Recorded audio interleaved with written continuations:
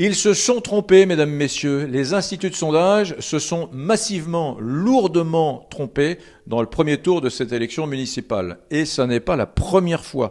Souvenez-vous des présidentielles dans le face-à-face Hollande-Sarkozy. Eh bien, il y avait eu 400 sondages. Eh bien, les 400 sondages avaient été en dessous des 48% de Nicolas Sarkozy. Vous imaginez? C'est un véritable accident industriel dans la prévision politique. 100% des sondages qui ont été faits en 2012 ont sous-estimé le candidat de droite, Nicolas Sarkozy. Ben, ça continue.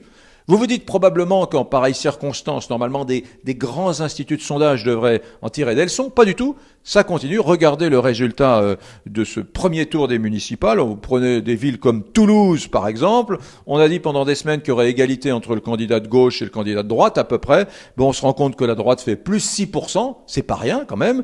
Marseille, alors Marseille, c'est flagrant. On nous avait expliqué il y a quelques semaines que ce serait le candidat socialiste Menucci qui sortirait en tête lors du premier tour. Ben, Menucci est troisième. Devant lui, il y a le Front National. Et on peut même dire que Jean-Claude Gaudin réalise environ le double de voix de Menucci. Bon, à Paris, on nous a dit que ce serait Hidalgo qui serait en tête. En réalité, on se rend compte que c'est NKM, 1,5 point quand même, ça n'est pas rien. Et ça a dû avoir un certain impact, quand même, ces prévisions sur l'acte citoyen d'aller voter. On peut imaginer qu'il y a un certain nombre d'électeurs de droite qui se sont dit, bon, bah, à Paris, c'est joué d'avance, Hidalgo a gagné, c'est encore les socialistes, je ne vais pas aller voter. Et oui, Hénin-Beaumont, bah, bien évidemment, on avait dit que le candidat Front National s'en sortirait avec 34% au premier tour, ben, il gagne avec plus de 50% au premier tour.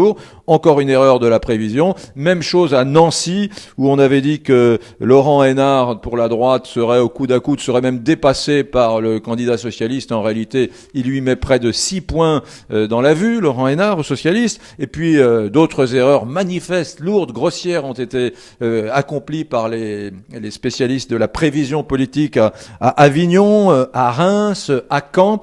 Donc voilà, moi je voulais pousser un coup de gueule parce qu'à chaque fois qu'il y a des erreurs, eh bien c'est toujours dans le même sens. Vous aurez observé que les candidats qui sont sous-pondérés ou sous-estimés dans leur score, ce sont systématiquement, je dis bien systématiquement, les candidats de la droite. Et il est temps que cela cesse et il est temps tout simplement que les instituts de sondage arrêtent de travailler comme des pieds nickelés.